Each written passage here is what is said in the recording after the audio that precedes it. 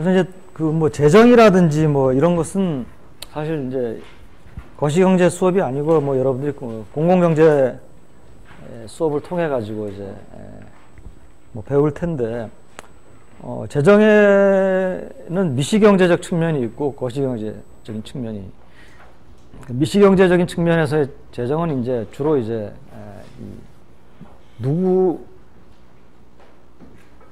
어떤 사업이 있다, 정부가 해야 될 사업이 있는데 이 사업에 필요한 돈을 누구로부터 어떻게 걷는 것이 좋으냐, 이런 거죠. 그러니까 왜냐하면 정부 사업이라고 하는 것은 이제 결국은 공공재이기 때문에, 공공재라는 특성이기 때문에 정부가 그걸 하는 거잖아요. 그러니까 이제 뭐 공공재 같은 경우에 그냥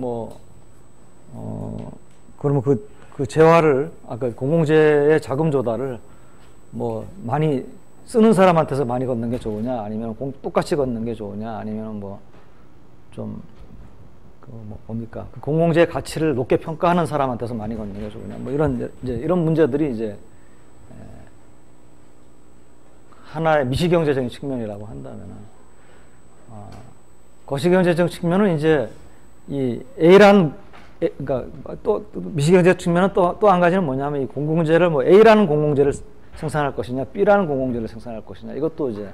근데 거시경제는 A냐 B냐 구분 안 하고, 이거를 이 사람한테서 걷느냐 저 사람한테서 걷느냐 이런 거 구분 안 하고, 어떤 경제 전체의 정부가 하는 A, B, C라고 하는 모든 공공사업을 통틀어 가지고 전체 지출을 하는데, 그 전체 지출 규모를 어떻게 할 것이냐. 그러니까 우리가 소비, 또 미시경제학에서는 A를 소비할 거냐 B를 소비할 것이냐의 선택의 문제였다라고 하면은, 거시경제학에서의 소비의 관심은 A, B를 구분 안 하고 A, B 소비를 합친 전체 소비 규모를 어떻게 가져갈 것이냐. 이것도 거시경제학에서 관심을 가지는 재정은 전체 이제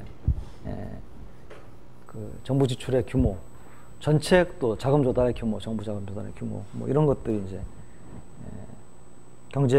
거시경제에 미치는 영향을 이제 보는 겁니다. 14장의 뭐 첫 부분은 이제 우리 정부 지출하고 재정 수입의 그 구성을 보는 것인데, 요거는 뭐 여러분들이 뭐 어느 정도 뭐 공공경제나 이런 걸 통해 가지고 배울 것이기 때문에 요거는 생략을 하고 지나가겠습니다. 재정 적자와 총수요 이쪽으로 바로 들어가겠습니다. 이런 부분들.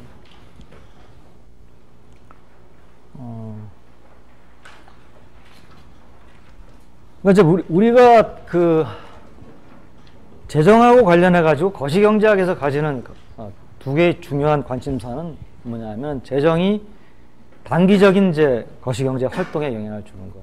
이것은 이제 경기에 영향을 주는 부분이죠. 또 한 가지 관심은 이제 재정이 장기적으로 경제에 미치는 영향인데요. 이것은 이제 정부 부채의 얘기입니다. 왜냐하면 재정 적자나 흑자가 뭐 어느 정도 균형을 맞추면 좋은데, 어떨 때는 적자고 어떤 때는 흑자라도. 근데 이게 어느 한쪽으로 쏠리면은 그게 쌓여가지고, 주로 이제 적자가 많이 쌓이죠. 쌓이면은 정부 부채가 늘어나는데, 그 정부 부채가 늘어날 경우에 이것이 이제 얼마나 늘어날 수 있느냐, 또 뭐 정부의 부채지만은 또 그것을 갚지 못할 가능성에 대해서 투자자들이 걱정을 하는 경우에 재정 위기가 나타날 수가 있고, 뭐 이런 부분을 이제 보는 것이 이제 두 가지 측면이에요. 하나는 단기적인, 그러니까 단기라고 하는 것은 경기 변동이죠, 우리가 저번에. 장기적 측면은 이제 경제 성장인데, 거시경제학의 관심은. 근데 결국 이제 재정의 서스테이너빌리티, 정부 부채의 유지 가능성, 그것을 보는 것이죠. 먼저 이제 몇 가지 개념을 좀 정의를 하죠. 우리가 보통 이제 재정 적자라고 하는 것이 있는데, 재정 적자를 얘기하기 전에 재정 수지라는 게 있죠. 이제 재정 수지는, 이걸 얘기하기 재정 수지라고 하는 것을 먼저 정의를 합시다. 재정 수지는 이제 정부의 수입에서 정부의 지출을 뺀 것이죠. 근데 주로 정부의 수입은 이제 조세 수입이고요. 정부의 지출은 이제 뭐 우리가 재정 지출이라고도 하고 정부 지출이라도 하니까, 그러니까 수입에서, 정부 수입에서 정부 지출을 뺀 게 재정 수지입니다. 그죠?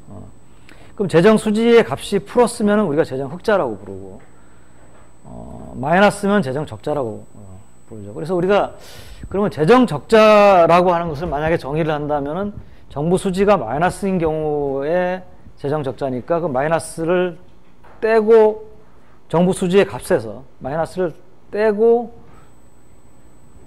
또는 그걸 절대값으로 취한 것을 우리가 재정 적자의 규모라고 부를 수가 있겠죠. 그래서 그렇다면 그 거꾸로 재정 적자는 재정 지출에서 조세 수입을 뺀 것이 이제 재정 적자라고 우리가 정의를 할 수가 있겠습니다. 그러면 이제 재정 지출 안에는 뭐 우리 거시경제 모형에서 배웠듯이 정부가 재화나 서비스를 구매하는 것이 있고, 그 다음에 이전 지출이 있고, 여기에 없었던 것이 이제 그 우리 거시경제 모형에서 잘 안 나타나 있었던 거지만 좀 앞으로 이제 그 재정의 뭐 장기적인 영향 이런 걸 보기 위해서 중요한 게 이제 순지급이자. 그러니까 순지급이자는 정부가 이제 부채가 있는 경우에 그 부채에 대해서 이자를 지급하는 부분이 돼요. 마이너스 이제 조세 수입. 물론 이제 뭐 정부의 재정 지출이나 또는 재정 수입의 내역은 뭐 이거보다 훨씬 복잡하고 이건 굉장히 단순화시킨 것이라고 볼 수가 있겠습니다. 여기서 이제 이 재정 적자에서 순지급 이자를 뺀 나머지 부분을 우리가 본원적 재정 적자라고 합니다. Primary Government Budget Deficit라고 합니다. 자, 일단 이렇게 우리가 이제 뭐 재정 적자 하고 보통 이제 실업률이 서로 우리 반대 방향으로 보이는 모습을 이제 볼 수가 있습니다.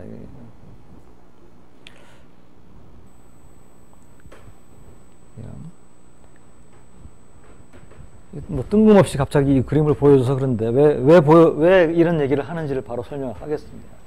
이 그림은 우리나라 이제 의 재정 수지 비율입니다. 재정 수지 비율은 보통 이제 재정 수지를 GDP로 나눠가지고 곱하기 100을 한 값을 이제 재정 수지 비율이라고 하고요. 이건 파란 선 표시되어 있고, 이거는 오른쪽 축으로 읽고 있고요. 그 다음에 이제 실업률은 이제 까만 검정색 선인데, 이건 이제 왼쪽 축으로 이제 읽고 있습니다.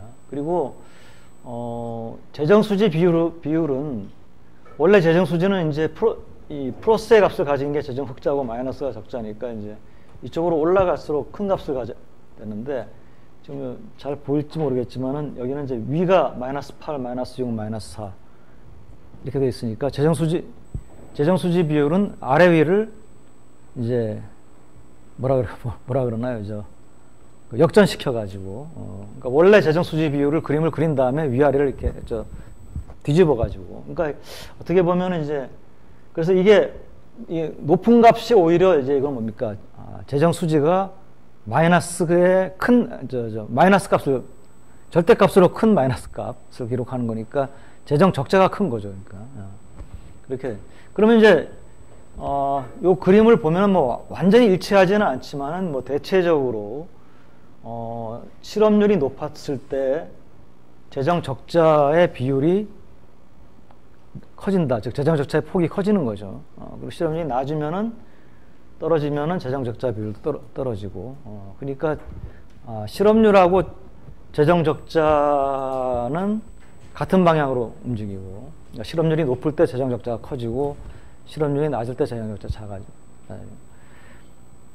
뭐 재정 적자 비율 말고 재정 수지 비율로 얘기를 한다면 실업률이 높을 때 재정 수지는 오히려 이제 나빠지고, 실업률이 낮을 때라는 게 경기가 좋을 때죠. 경기가 좋을 때 재정 수지는 좋아졌다. 자, 근데 이런 걸 보고 이제 우리가 얘기를 할 수 있는 게, 그럼 왜 실업률하고 재정 수지가 같은 방향으로 움직이느냐? 그죠? 재정 적자가. 이게 뭐 무슨 어떤 경제 원리가 있느냐? 반드시 뭐 어떤 원리가 있어야 되는 건 아닌데, 왜 실업률이 높을 때 재정 적자가 커지는지를 이유를 한번 생각해 보면 크게 한 두 가지 정도 이유를 생각해 볼 수 있을 겁니다. 첫째는 이제 재정 수입이라든지 재정 지출이 경기하고 연동되어 있는 경우가 있을 겁니다. 그러니까 뭐 잘 알다시피 이제 세금, 조세는 이제 세율 곱하기 소득이잖아요. 세원. 그러니까 세원이란 게 이제 뭐 소득, 가계 소득, 기업의 이윤, 또는 뭐 부가가치세 같으면 이제 전체 부가가치. 이런 거니까 아무래도 뭡니까? 세율은 변하지 않더라도 세원, 그 세금을 부과하는 대상은 경기가 좋을 때 아무래도 커지겠죠.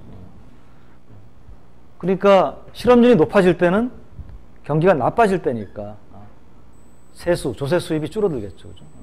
또 세율도 마찬가지입니다. 세율이 지금 고정되어 있다라고 하는 것이 좀 어폐가 있는 게, 제도적으로 세율은 고정되어 있다 하더라도 뭡니까? 세금 중에는 누진적인 요소들이 있는 세금들이 상당히 있어요. 그러면은 경기가 나쁠 때는 세원이 줄어드니까, 그러니까 뭡니까? 여러 가지 그 누진 세율 체계에서 낮은 쪽의 세율들이 적용이 되는 그런 세원들이 있을 것이고, 경기가 좋을 때는 반대로 이제 세원 자체가 커지니까 높은 세율이 이제 적용되는. 그러니까 뭐 여러 가지 이유에서 이제 지출도 마찬가지입니다. 지출도 경기에 따라서 지출이 이제 자동적으로 조절되는, 특히 이제 우리가 뭐 거시경제 1에서 처음에 배웠던 자동 안정 장치, 그러니까 뭐 예를 들어서 실업급여다. 그러면 그런 실업률이 높아져서 실업자가 늘어나면 저절로 실업보험에 따라서 급여가 나가는 거잖아요. 그러니까 실업률이 높아지면은 실업급여가 나가는데, 이게 이제 정부가 주는 거다라고 하면은 정부의 재정 지출이 커지겠죠, 그죠? 뭐 이런 것들이 이제 있으니까, 이런 것들이 있는 반면에, 그래서 이건 첫째는 이제 뭡니까? 재정 지출이나 재정 수입이 경기하고 같이 움직이는 부분이 있기 때문에 그렇다는 거예요. 두 번째는 이제 뭐냐면은 재정 정책입니다. 정부의 적극적인 정책. 이거는 이제 경기가 안 좋으면은 정부는 경기를 좀 안정화시키려고 할 것이고, 안정시키려는 수단이 통화정책하고 재정정책인데, 만약에 재정정책을 써서 경기를 안정시키려면은 뭐 여러분들이 잘 알다시피 재정 지출을 늘리거나 또는 조세 수입을 줄여야 됩니다. 그죠? 그럼 그게 두 가지가 다 뭡니까? 재정 적자를 크게 만드는 거죠. 그래서 경기를 안정시키기 위한 적극적인 재정 정책이 또 이런 변화를 가져올 수가 있어요. 그러니까 두 가지 큰 이유가 섞여 있는데, 두 개 중에서 어떤 이유가 정말 큰 이유냐라고 하는 것은 사실 구분하기가 어려워요. 그냥 봐서. 왜냐하면 두 가지가 다 같은 방향으로 재정 적자를 움직이기 때문에, 경기가 나쁠 때는 적자폭을 크게 만들고 좋을 때는 나쁘고. 또 한 가지는 예를 들어서 정부가 이제 지금 이렇게 뭐 실업률이 높아질 때 이때 높아졌어요. 높아졌는데 물론 이제 재정 적자폭이 커졌죠. 근데 이것이 분명히 정부가 재정 적자폭을 크게 했어요. 뭐 추가 경정 예산도 하고 뭐 했어요. 근데 그러면 이게 정부가 과연 이것이 적극적으로 재정을 이용해 가지고 이때 경기를 안정시키려고 노력을 한 거냐? 또 노력을 했다면은 이게 제대로 된 규모의 노력을 정부가 한 것이냐? 그러니까 예를 들어서 금년에 이거 지금 금년 예를 보면은, 금년에 이제 우리가 추가 경정 예산 이번에 편성했죠. 이게 지금 뭐 추가 경정 예산이라고 편성했는데 뭐 9월도 거의 중간 지나서 편성해가지고 이거 뭐 몇 달 동안에 쏟아 부어서 효과가 얼마나 있을지 모르겠는데, 이게 이제 그 재정의 소위 말해서 이제 내부 시차라고 하는 거죠, 그죠? 외부 시차는 이제 재정은 짧은데 재정 정책은, 내부 시차가 국회에서 뭐 경제적인 이유 아니고 다른 이유 때문에 이제 서로 공방하다가 이제 늦어지는 건데, 그러면 추가 경정 예상했어요. 그럼 금년에 재정이 이게 어떤 적극적인, 그러니까 팽창적인 재정 정책이냐, 또는 이것이 뭐 긴축적인, 아니, 평소와 같은 거냐, 긴축적인 재정 정책이냐. 추가 경정했다는 것만으로 팽창적이라고 할 수가 없을 거 아니에요, 그죠?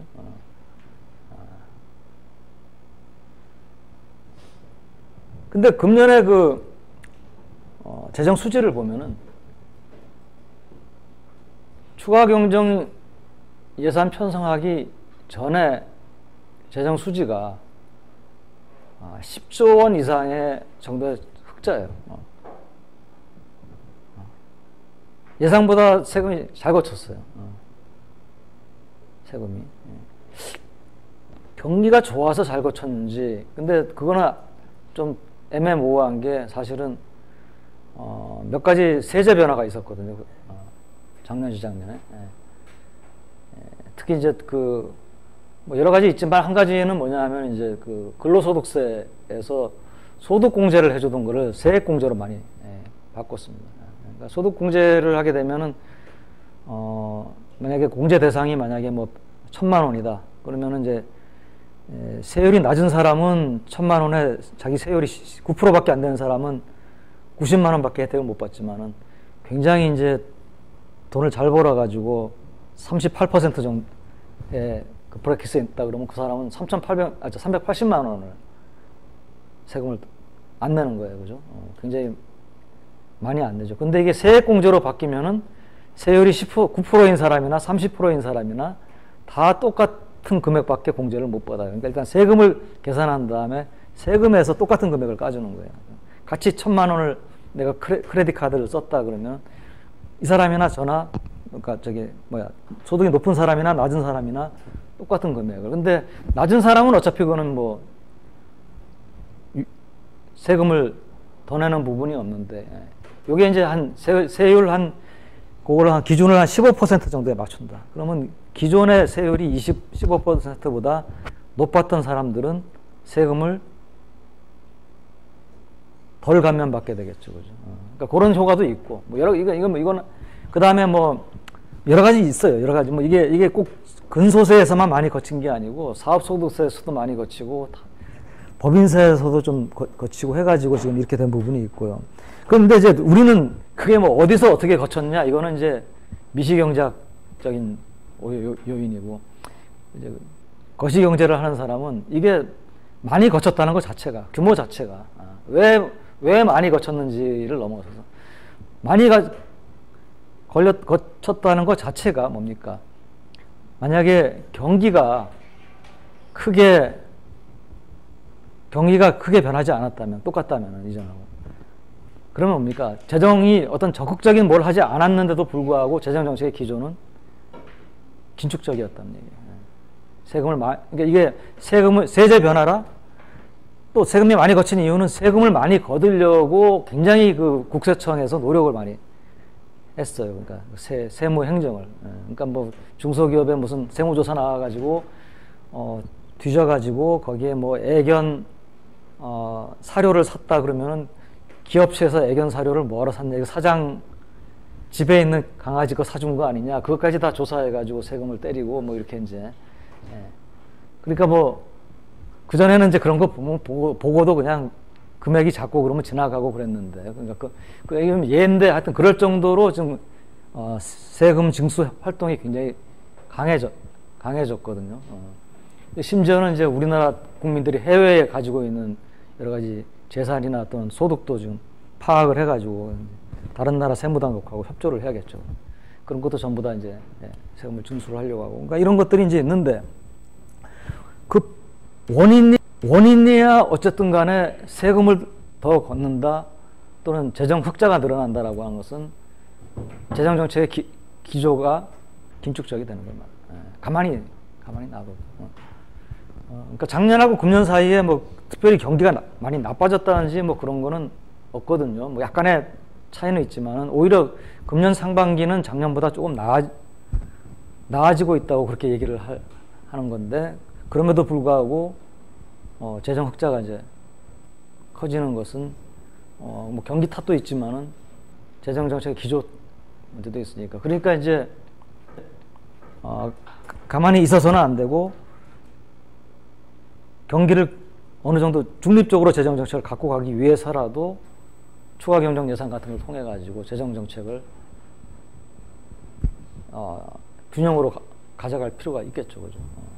균형이 더 돈을 쓸 필요가. 이런 것들이 이제 우리가 현실에 있어서 재정 수지라고 하는 것을 이 거시경제 운용하고 어떻게 관계가 되느냐, 이런 것들을 이제 뭐 이 거시경제를 정책을 담당하는 사람들 사이에서 이제 막 서로 논쟁을 하고 이제 이런 부분입니다.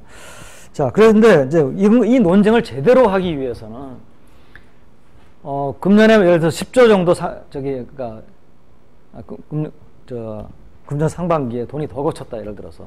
그러면 이게 그 두 가지 이유 중에서 정말 어떤 건지를 우리가 파악을 해야 되지 않겠어요. 그래서 나온 개념이 완전고용 재정적자라고 하는 거예요. 완전고용 재정적자. 자, 완전고용 재정적자라고 하는 것은 재정적자의 규모를 측정을 하되 실제 규모를 가지고 얘기하는 게 아니고, 만약에 우리 경제가 완전 고용 상태에 있었더라면, 그런 가정하에서 그렇다면 우리 재정적자 규모가 어땠을 것이냐 라고 하는 것을 추정을 하는 겁니다. 그 완전 고용 재정적자를 이렇게 계산하는 이유는 작년도 완전 고용 재정적자 계산하고 금년도 완전 고용 재정적자, 내년도 완전 고용 재정적자, 이렇게 완전 고용 재정적자를 매년 계산을 하면은, 그럼 뭡니까? 경기 변동으로 인해 가지고 재정적자가 커지고 작아지는 부분은 우리가 배제를 할 수가 있겠죠. 그렇잖아요. 이게 완전 고용이 아니고 뭐 경기가 나쁜 걸 기준으로 재정적자를 계산하든 뭘 계산하든 간에 똑같은 기준으로 우리가 재정적자를, 그러니까 같은 동일한 그러니까 레벨에서 재정적자를 계산한 거잖아요. 한쪽은 높고 한쪽은 낮고 이런 게 아니고 똑같은 데서 재정적자를 계산했으니까, 그러니까 여기서 나타나는 재정적자의 변화는 뭡니까? 이거는 정책적인 변화다, 이제 라고 볼 수가 있겠죠. 우리가 재정적자가 경기하고 같이 움직이는 요인이 크게 두 가지가 있다라는데, 한 가지는 이제 경기 때문에 이제 재정적자가 늘어나고 줄어드는 부분이 있고, 두 번째는 이제 재정 정책을 쓰기 때문에 늘어나고 줄어드는 부분이 있는데, 경기 때문에 재정적자가 늘어나고 줄어드는 거는 완전히 그런 배제를 시켜버린 거잖아요. 그러니까 후자. 그래서 완전고용 재정적자를 보면은, 계산하면은 뭘 우리가 알 수가 있느냐? 지금 현재 재정 정책의 스탠스가, 재정 정책의 기조라고 보통 번역을 하죠. 기조가 팽창적이냐, 수축적이냐, 라고 하는 거. 어느 정도 팽창적이냐, 뭐 이런 것을 판단하는 데 도움이 된다는 거. 실제로 이제 이건 어떻게 측정하느냐? 이건 기술입니다. 그러니까 왜냐하면 이제 완전 고용 상태라 하면은 세금이 얼마나 더 그러니까 지금 이제 예를 들어서 뭐 완전 고용 상태가 아니잖아요, 지금 우리 경제가. 그러면 만약에 완전 고용 상태라면은 GDP가 어느 정도 지금보다 높았을 것이고, 그러면 세금이 어느 정도 더 거쳤을 것이냐, 뭐 이런 것들을 이제 계산을 하는 거예요. 또 완전 고용 상태라면은 정부의 지출 중에서 실업 때문에 지출해야 되는 부분은 줄어들겠죠. 그러면 이게 얼마나 줄어들 것이냐, 이런 것들을 다 이제 따져가지고 어느 정도 뭐 완벽하게는 못 따지겠지만 따질 데까지 따져가지고 이제 계산을 추정을 한 것입니다. 완전고용 재정적자하고 비슷한 개념이 여기 파워포인트에는 없지만 이제 구조적 재정적자라고 하는 표현이 있습니다. 이것도 비슷한 개념입니다.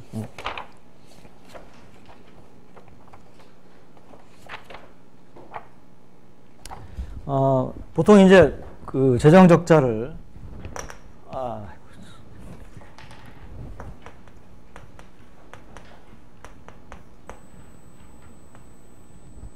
내 분필이 하여튼 뭐 이번 주부터 잘 부러지는 것 같아요. 그래서 이게 한 가지 이유가 더 있네. 하나는 이게 백무기 부실한 게 들어와서 그런 거냐, 아니면 내 손아귀에 힘이 세져서 그런 거냐. 그러니까 뭐 재정 정책 때문에 그런 거냐, 경기 때문에 그런 거냐. 뭐. 구조적 재정 적자가 있고 경기 순환적 재정 적자.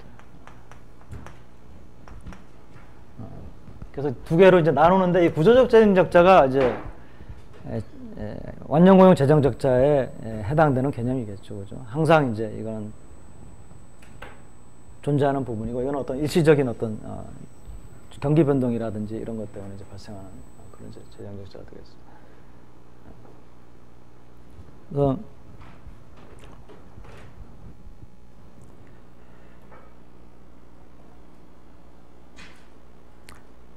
자, 그러면 이제 우리가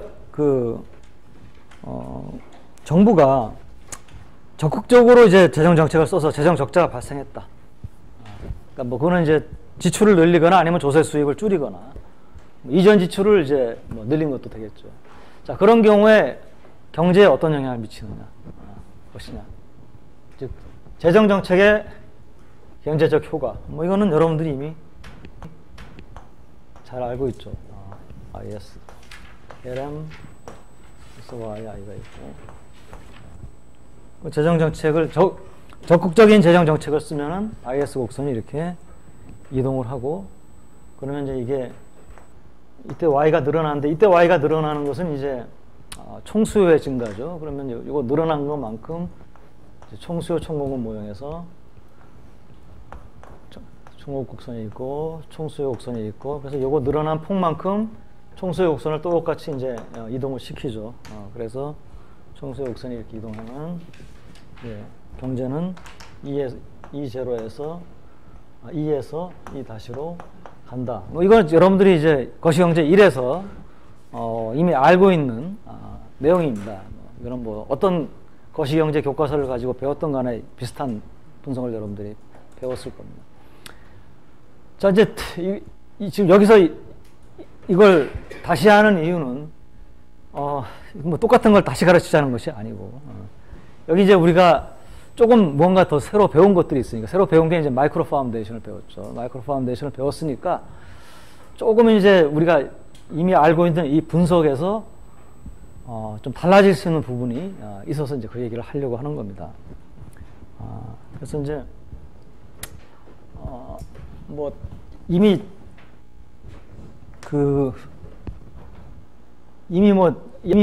이 앞에 내용들을 좀 읽어보거나 뭐 한 사람들은 이게 리카디안 이퀴벌런스를 얘기를 하려고 한다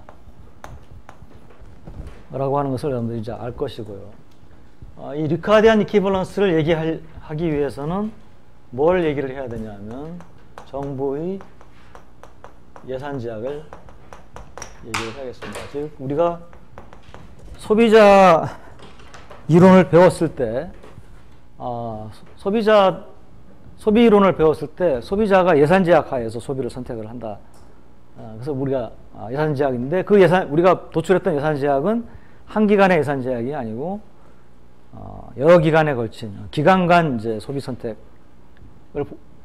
적용될 수 있는 예산 제약이었죠. 그죠? 우리 다기간 멀티 피리어드나 뭐 우리가 다이내스틱 뭐 버짓 컨스트레인트라든지 뭐 라이프타임 버짓 컨스트레인트라든지 우리가 뭐 어떻게 여러 가지로 이제 상황에 따라서 부를 수는 있지만 그게 다 뭡니까? 기간 간 선택을 염두에 두고 있는 그런 이제 얘기였죠. 그죠? 그래서 이러한 이제 소비자와 마찬가지로 정부도 예산 제약이 있고요. 정부의 예산 제약도 기간 간 선택이 들어있는 예산 제약입니다. 정부도. 그러니까 정부도 사실은 여러 기간에 걸쳐서 세금을 걷고 정부 지출을 해야 되는데, 그거를 어떤 기간에 얼마만큼 걷고 어떤 기간에 얼마만큼 쓰고를 선택을 할 수가 있는 거죠. 요 기간에 지금 이 기간에 거둔 건 이 기간에 다 써야 되고 뭐 이런 게 아니죠. 그래서 정부의 예산 제약을 먼저 소개를 하겠습니다. 일단은 우리가 뭐 정부는 사실 두 기간만 존재하는 정부는 사실은 뭐 소비자보다도 더 생각하기 어려워요. 그렇죠? 사람은, 자연인은 이제 뭐 수명이 있지만 정부가 수명이 정해져 있다. 모르겠어요. 뭐 어떤 정부는 그럴지 모르지만은. 그래서 1기하고 2기가 있다.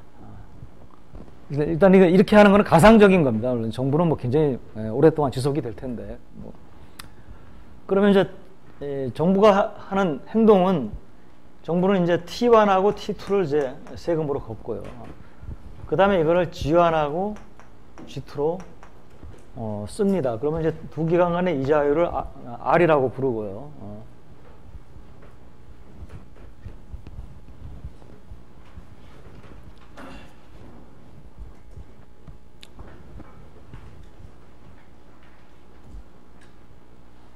물론 이제 정부가 여기 뭐 지환 말고 이제 이전 지출을 할 수도 있죠. TR1, TR2도 있을 수가 있겠죠. 그죠? 근데 뭐 이전 지출은 결국 이제 지환하고 TR1하고는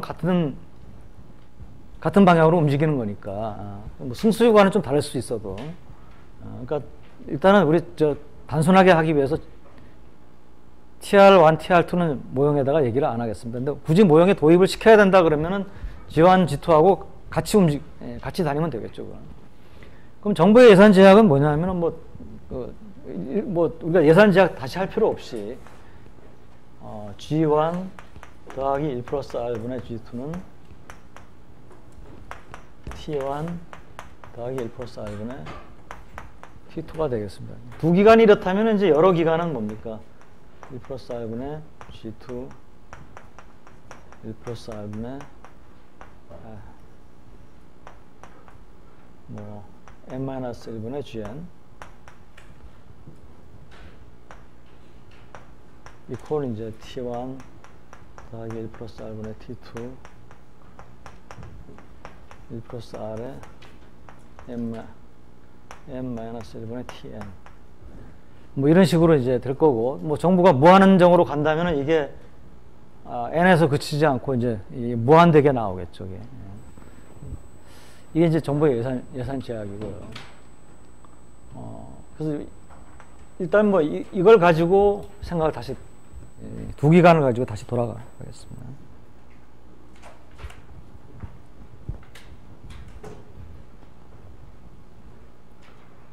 그러니까 이건 이와 같은 예산 제약은 결국 뭐냐면 정부도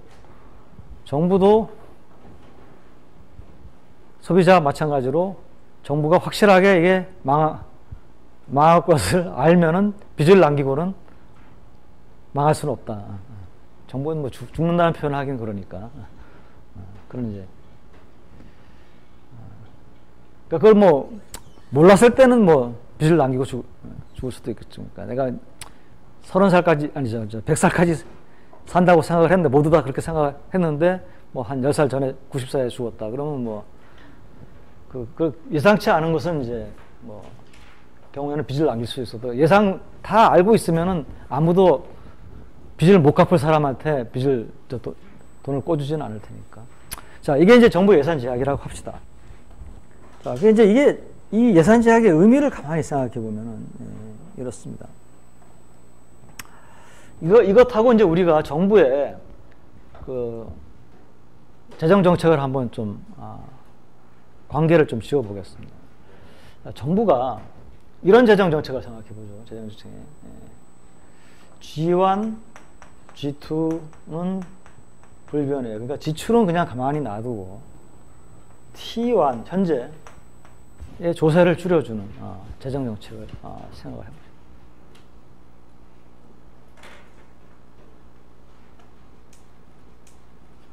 자, T1을 줄여주니까 우리가 이런 거를 배우지 않고 만약에 지금 여러분들이 1학기 때 ISLM 모형을 배운 그 상황에서 이와 같은 것을 분석하라라고 하면은 여러분들은 당연히 뭡니까? T1 줄었으니까 이게 얘가 불변이라고 하는 거는 이건 문제를 단순하게 만들어줘서 좋다. T1 지금 현재가 T1이고 이게 현재예요. 현재라고 생각하고 이거는 미래라고 생각합니다. 현재 세금이 줄었으니까 그러면 이제 현재 이게 I고 이게 이제 Y인데 현재 이자율이고 이게 미래 이자율이라고 합시다. 여기서 이제 이때 이자율을 R로 쓴 이유는 아마 이 이자율은 내 생각에는 실질 이자율. 왜냐면 다 실물로. 자,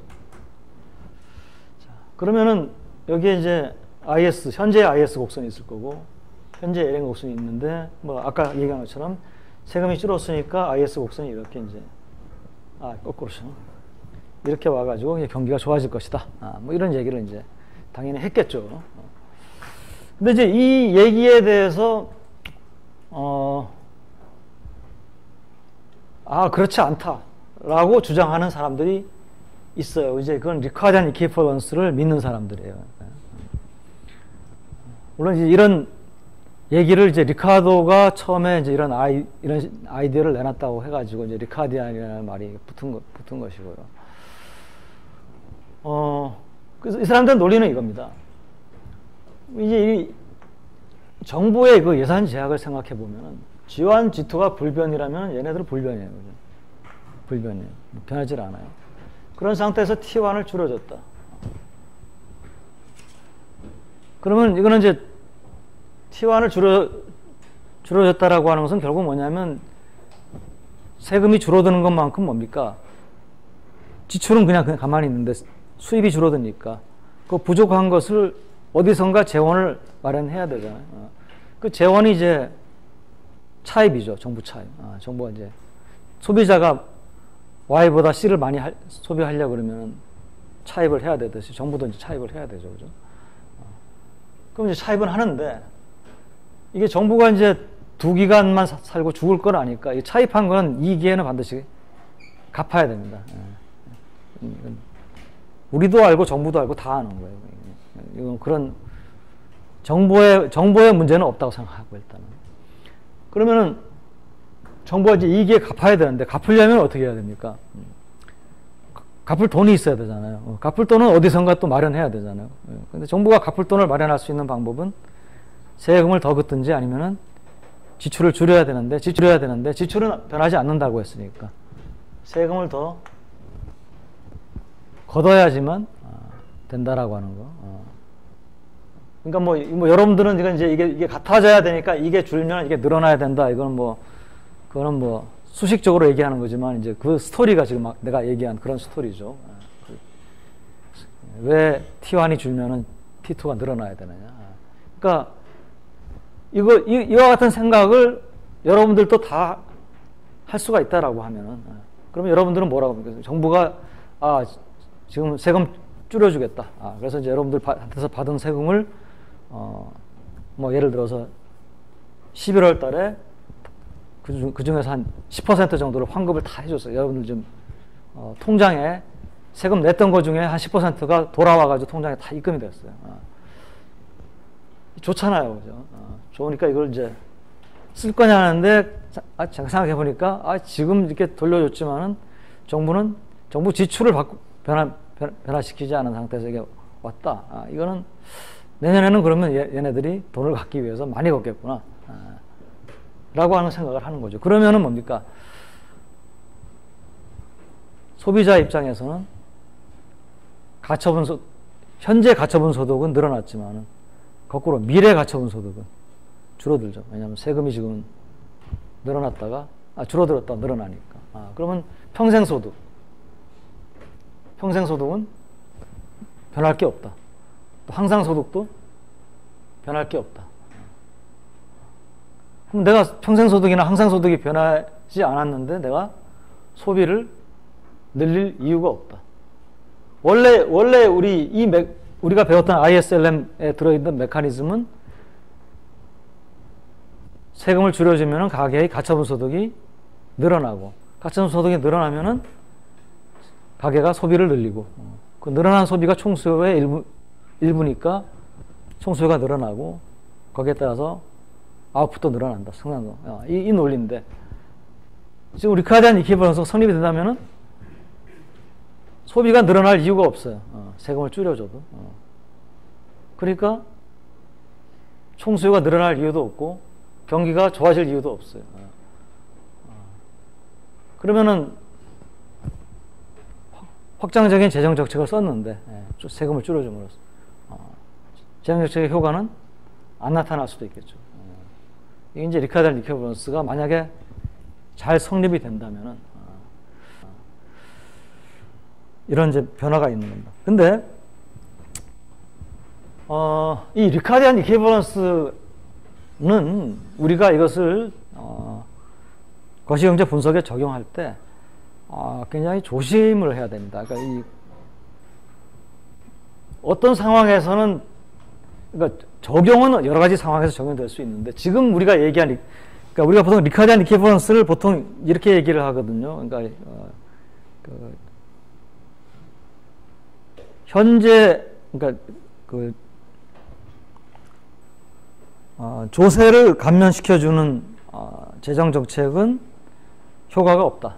이런 식으로 간단히 단순하게 얘기해서 또는 뭐 조세를 감면시켜주는 재정 정책은 소비자들이 미래 조세 증가를 예측함에 따라서 예상함에 따라서 소비를 증가시키거나 또는 경기를 부양하는 데 효과가 없다. 이렇게 얘기를 하는데 사실 그거보다 더 한정적으로 해석을 됩니다. 뭐냐면 정부 지출에 변함이 없이 또는 정부 지출의 현재 가치에 변함이 없이 그러니까 무슨 얘기냐면 얘를 줄이고 얘를 늘리면서 얘를 줄여도 돼요. 근데 얘 변화 아니면 거꾸로 얘를 늘리고 얘를 줄이면서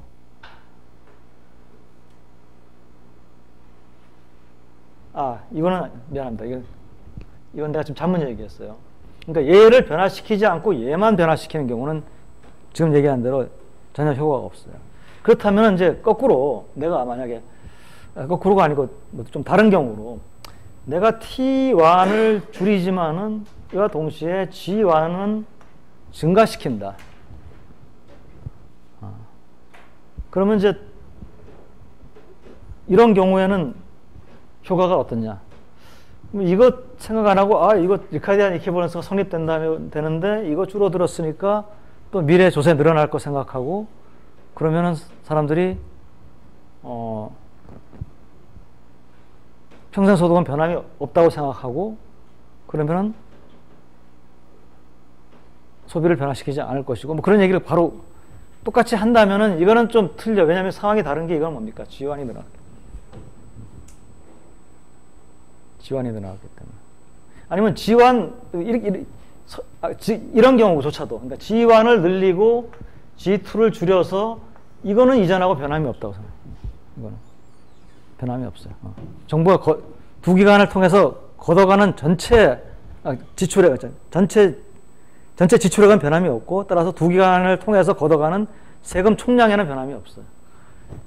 다만 이걸 줄이면 이건 당연히 이건 늘어나리라고 예상하겠죠. 이게 이 두 개가 서로 만약에 같다면 같다란 건 이제 델타 G1에 하고 1 플러스 R에 델타 G2가 서로 같다면은 이건 변함이 없겠죠, 그죠?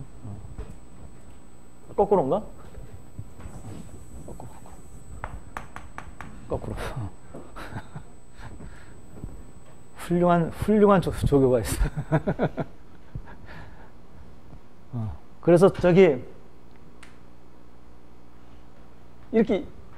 이렇다면은 얘 늘리고 똑같은 크기만큼 이제 그 G2를 같아지도록 G2를 줄이면은 서로 상쇄가 돼가지고 변함이 없잖아요. 그러면 T1 줄이면 T2는 당연히 늘어내라고 생각하겠죠. 그럼 아까하고 똑같은 상황이냐, 이게? 아니죠. 왜냐하면 지금 1기에 요쪽은 이제 변함이 없지만은 요거는 뭡니까? 정부 구매가 늘어났잖아요. 정부 구매는 소비 말고 1기의 총수요에는 C1도 있고 G1도 있잖아요. I1도 있고 I1은 뭐 나중에 G1이 늘어났잖아요. C1은 변함이 없다 하더라도 G1이 늘어났어요. 이거는 효과가 있어요. 그러니까 이거는 우리가 리카르디안 이퀴버런스를 적용할 때는 뭡니까? 정부 지출에는 변함이 없어야 돼요. 정부 지출도 움직이고 세금도 움직이면은 리카르디안 이퀴버런스에 더해서 뭡니까? 정부 지출 변화의 효과가 있는 거예요. 세금 감면의 효과는 안 나타나더라도 이쪽은 있는 거예요. 정부 지출 증가는. 그래서 이런 것들 여러분들이 또 이게 리카르디안 이퀴버런스가 만약에 없다면은 그러면 어떻게 되겠느냐? 만약에 여러분들이 리카르디안 이퀴버런스가 없다면은 어떻게 하겠습니까? 이 상황. G1 늘리고 G2는 줄이고 이 전체 가치는 변함이 없어요. T1 줄였어요.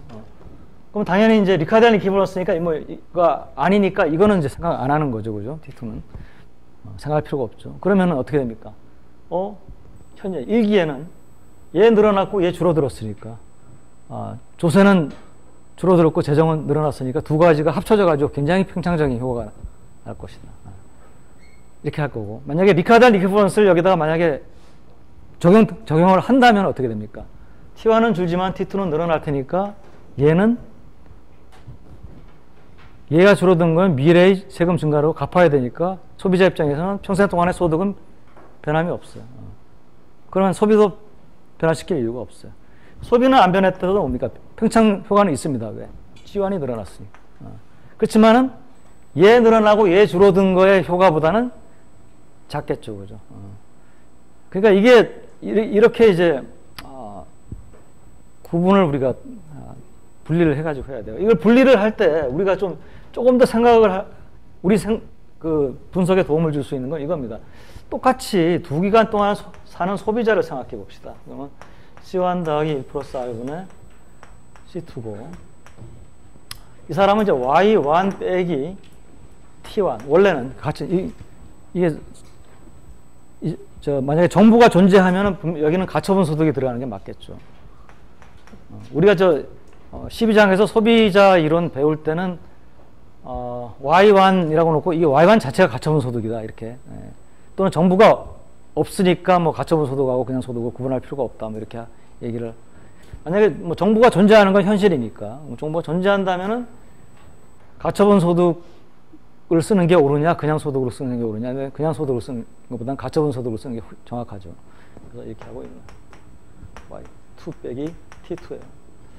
자, 그런데 이건 Y1 더하기 1 플러스 R분의 Y2고, 얘가 만약에 변함이 없고, 뒤를 묶으면은 T1 더하기 1 플러스 R분의 T2입니다. 그죠? 그러면은 이퀄 Y1 더하기 1 플러스 R분의 Y2 마이너스, 요거는 뭘로 바꿔놓을 수 있습니까? 정보의 예산제약칙에 가지고 G1 더하기 1 플러스 R분의 G2로 바꿔놓을 수가 있겠죠. 그러면은 T가 사라졌어요. 예산제약에서. 예산제약에서 중요한 거는 G1, G2의 현재 가치입니다. 그럼 얘가 변함이 없으면은 이 세금을 얘를 좀 많이 걷고 얘를 좀 적게 걷거나, 아니면 얘를 적게 걷고 얘를 많이 걷거나, 세금을 지금 얼마 걷고 나중에 얼마 걷느냐는 전혀 영향을 못 미친다는 거죠, 소비에. 그래서 두 개를 결합해 보면은 그와 같은 걸 알 수가 있어요. 반면에 정부가 만약에 지금 지출을 더 늘린다, G2는 그냥 놔둔다, 예를 들어서.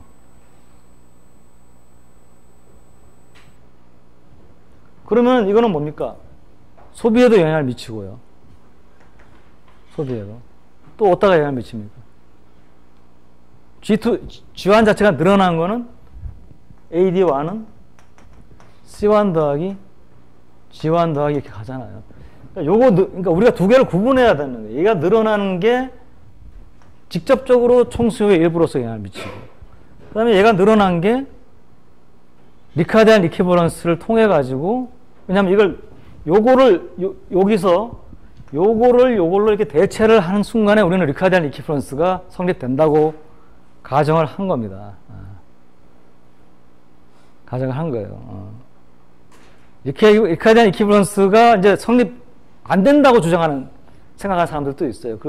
그런 사람들은 그런 견해를 믿는다면 여러분들 여기서 이걸 바로 교체를 바꿔놓을 수가 없어요.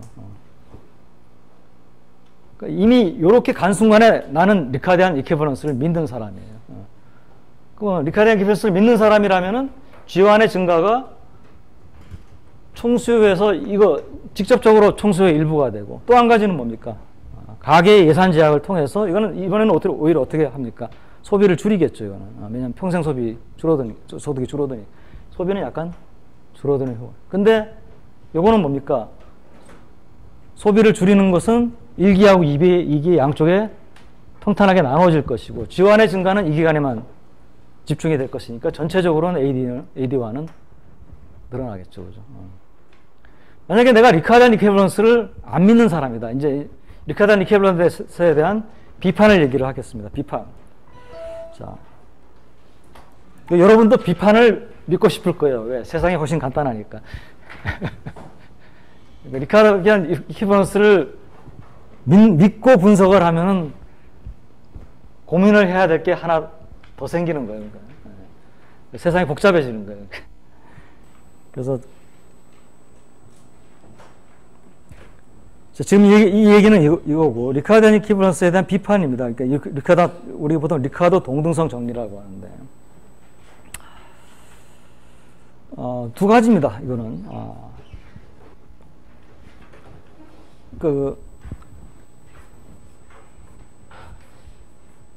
이걸 어디서 찾느냐 하면은 재정에서 찾는 게 아니고 소비 이론에서 찾는 거예요. 소비 이론. 자, 우리 소비 이론, 합리적 소비자 소비 이론은 이제 합리적 소비자는 여러 기간에 걸친 소득, 현재 내가 소비를 결정하려고 해도 여러 기간에 걸친 소비를 어떻게 나눌 것이냐를 기간간 선택을 하는 사람이라고 했죠. 근데 그때 이제 실제 소비자의 어떤 소비 행태가 합리적 소비자의 모형이 예측하는 대로 안 나오는 경우에 이것을 이제 해석하는 게 두 가지가 있다 그랬죠. 한 가지는 뭡니까? 소비자 실제로 합리적이지 않다. 또 한 가지는 뭡니까? 합리적인데 어쩔 수 없이 그렇게 해야 되는 어떤 사정이 있다. 이미 여러분들 잘 알고 있는 거예요. 합리적 소비자가 아니다라고 하는 건 뭡니까? 근시안적 소비였죠. 그러니까 소비자가 소비를 결정하려고 할 때 여러 기간 내가 그때까지 볼 여유가 어디 있어. 지금 먹고 살기도 힘든데. 지금 당장만 내가 좀 중요시하면 그게 근시안적 소비가 되잖아요. 그죠? 그럼 정부는 사실 소비자보다도 사실 굉장히 이 기간이 시야가 길어요. 정부는 사실. 뭐 내추럴한 수명이 이제 정부는 일반적인 사람들의 내추럴한 수명보다도 오래 존재를 하잖아요. 그죠? 뭐 게다가 이제 소비자가 뭐 예를 들어서 자식 이타심으로 인해 가지고 이제 좀 길다 하더라도 그래도 정부만큼 그렇게 길지는 않을 거예요. 그래서 만약에 이제 첫 번째는 뭐냐면은 꼭 한 기간만 본다는 게 아니고 정부에 비해서 소비자가 계획하는 시야가 짧다면은 그러면 어떻게 되겠습니까? 정부는 이게 전체가 대문자 N기간까지만 가는데 소비자는 한 2기간만 본다. 이게 또 마이오피아죠. 그러니까. 그러면 대입을 못 하겠죠. 아까 우리가 리카드 앤 이퀴밸런스가 성립이 될 때 분석을 할 수 있다라고 하는 것은 소비자의 전체 기간 동안의 세금의 흐름을 전체 기간 동안의 정부 지출의 흐름으로 교체를 할 수 있어야 되는데 소비자는 2기간만 관심을 가지고 있고 정부의 예산 제약은 N기간 동안이면은 바꿀 수가 없잖아요. 바로 이제 이런 얘기입니다. 두 번째는 뭐냐 하면은 소비자는 실제 뭐 정부하고 마찬가지로 굉장히 계획 시야가 굉장히 넓다 또는 길다. 똑같다. 정부하고. 그러면 이제 교체를 할 수가 있는데 두 번째는 그런데 뭡니까? 소비자가 이렇게 기간간 선택을 하기 위해서는 남는 거를 빌려줄 수도 있어야 되지만 모자라는 걸 빌릴 수 있어야 되는데 거기가 이제 우리가 뭡니까? 금융시장의 불안전성으로 인해 가지고 금융시장에서는 차입 제약이라고 하는 것이 이제 나타나고 그 차입 제약이 소비자한테 이제 유동성 제약의 형태로 나타나니까 C1은 예를 들어서 Y1 빼기 T1이다. 그러면은 정부가 G를 하나도 변화시키지 않고 T1을 줄여줬어요. 근데 소비자의 소비가 지금 워낙에 소득 수준이 낮아가지고 좀 더 소비를 평탄하게 하려면 지금보다 많이 해야 되는데 내가 가지고 있는 유동성이 적어가지고 여러분 처지를 생각하면 된다 그랬죠. 그래서 내가 소비를 좀 적게 하고 있다. 여러분은 이제 졸업해서 취직을 하면 돈을 앞으로 많이 벌 테니까 그걸 좀 당겨서 좀 쓰고 싶은데 못하고 있다. 예를 들어. 그런데 여러분한테도 정부가 뭐 예를 들어서 돈을 좀 준다 그래요.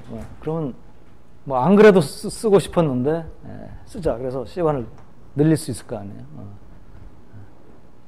그러면 리카르디안 이퀴밸런스가 성립된다 하더라도 뭡니까? 이 사람은 소비를 늘려요. 이 사람은 이걸 교체를 할 수가 있어요. 그런데 또 하나의 제약이 하나 더 있어서 못 쓰고 있었던 거거든요. 이거하고는 달리. 그래서 이런 이제 그러니까 여러분들이 이 리카르디안 이퀴밸런스 상황을 주고 분석을 하는 어떤 이제 그 시츄에이션이 오게 되면은 항상 뭐냐면 리카르디안 이퀴밸런스가 성립된다는 전제하라면은 이제 이걸로 바꿔놓을 수 있는 거거든요. 그런데 바꿔놓으면서 뭡니까? 상황을 잘 봐야 됩니다. 이게 G1, G2는 가만히 놔두고 T1만 건드리는 거냐, 아니면 G하고 T를 뭐 같이 건드리는 거냐, 뭐 같이 건드리는데 G1, G2의 현재 가치는 똑같이 놓고 T1만 뭐 낮추거나 뭐 이러는 거냐. 그 상황에 따라서 답이 다 달라질 수 있다는 거죠. 리카르디안 이퀴밸런스가 성립이 안 되면은 이 어떤 경우도 다 분석은 간단할 텐데.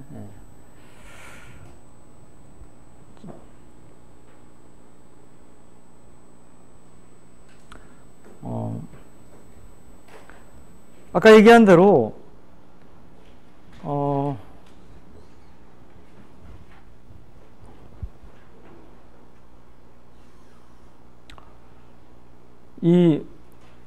어떤 사람은 이제 뭐 사람들은 수명이 한정되어 있고 정부는 굉장히 오랫동안 이제 존재를 하니까 뭐 리카르디안 이퀴밸런스가 성립 안 되는 거는 너무나 당연한 게 아니냐, 이렇게 이제 얘기를 할 수가 있는데, 소비 이론에서 잠깐 얘기했듯이 뭡니까? 우리가 나에게 내 관심사가, 내가 관심을 가지고 있다는 것은 그것이 내 효용에 영향을 미치기 때문에 관심이 있는 거 아니에요. 내 관심사가 이제 내가 얼마나 잘 먹고 잘 사느냐 뿐만 아니고 내 자식이 얼마나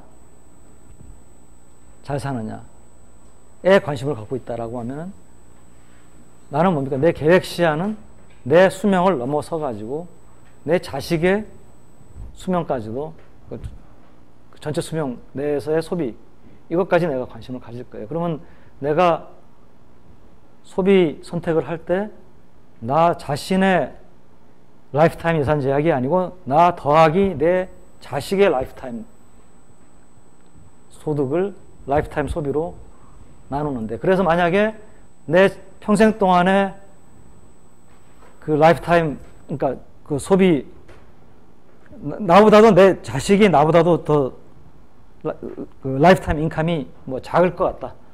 그러면은 소비를 평탄하게 하기 위해서는 내가 뭡니까? 내 소득을 좀 남겨줘야 되겠죠. 그게 이제 비퀘스트가 되는 거죠. 유산이. 물론 이제 그 유산을 남기게 되는 이유는 이제 여러 가지가 있다라고 했습니다. 그러니까 이거는 의도된 상속이고,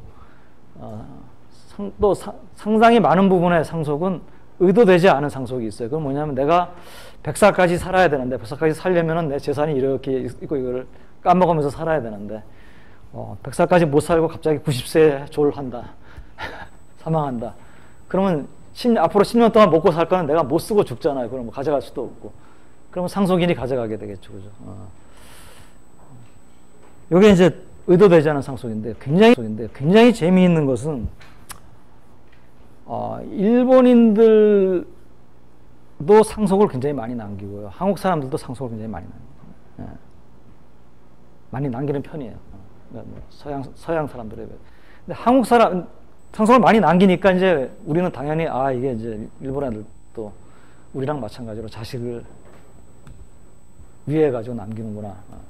근데 이제 뭐 학자들이 일본에도 또 소비 연구하는 학자들이 있으니까 왜 상속을 남기느냐를 이제 연구를 하기 위해서 설문을 하는 한국하고 일본하고 똑같이 설문을 하는. 그러니까 이제 한국은 뭐냐면은 자식을 위해서 재산을 남길 의향이 굉장히 강해요. 일본은 자식을 위해서 재산을 남기려는 그 성향이 굉장히 약해요. 그런데 재산은 많이 남겨줘요. 그래서 일본 학자들이 뭐 이거는 뭐 100% 뭐 다 정확하다고 뭐 꼭 그렇게 얘기해서 두 가지를 얘기하면, 첫째는 이제 대부분의 상속이 금융자산보다는 집이에요, 일본. 주택이에요. 또한 그러면 그 주택도 우리가 뭐 가진 집을 팔고 임대를 하면 되지 않는데, 두 번째 이제 유의를 두는 게 일본이 유난히 임대시장이 발달되지 않답니다. 주택의 임대시장. 그러니까 임대주택의 퀄리티가 자기가 가지고 있는 개인주택의 퀄리티보다 굉장히 낮대요.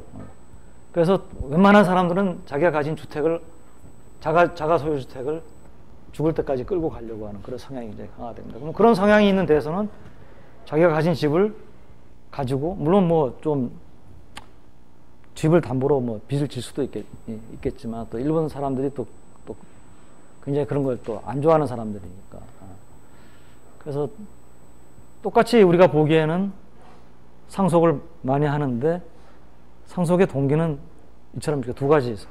의도적으로 내가 상속하는 게 있고, 하나는 이제 의도되지 않은 상속이 있을 수 있다는 것이죠. 그래서 우리가 이 의도적으로 상속을 하는 경우를 우리가 보통 이제 얼트루이즘이라고 하거든요. 영어로 이제 애타심, 이타심이라고 하는 번역이에요. 그래서 그런 경우가 이제 있다는 것이고, 그게 이제 여러분들이 이게 이제 이거 우리 지금 뭐 국민연금 뭐 이런 것하고 다 관계가 있습니다. 지금 뭐 공무원연금, 국민연금 지금 현재 구조가 전부 다 중간에 펑크나게 돼 있고, 지금 그동안에 뭐 개혁은 했지만 아직도 내는 거에 비해서 많이 가져가는.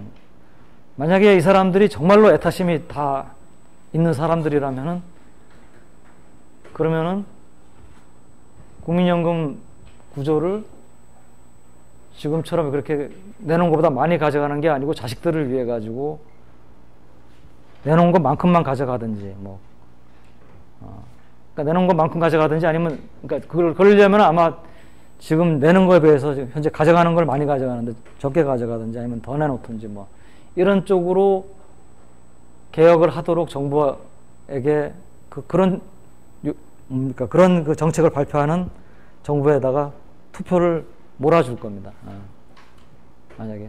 근데 현실은 그렇지 않잖아요, 그죠? 현실은 뭐 미래도 중요하지만은 지금이 더 중요하다. 그래가지고 그러니까 우리가 이런 것들이 이제 가만 보면은 과연 이제 개인의 사람들의 계획 시야가 분명히 사람들이 합리적인데, 합리적이지만 그 사람들의 그 합리성이라는 게 얼마나 굉장히 긴 것까지 걱정을 하는 그런 합리성이 있느냐, 라고 하는 걸 이제 생각을 하면은 그렇지 않다는 거죠.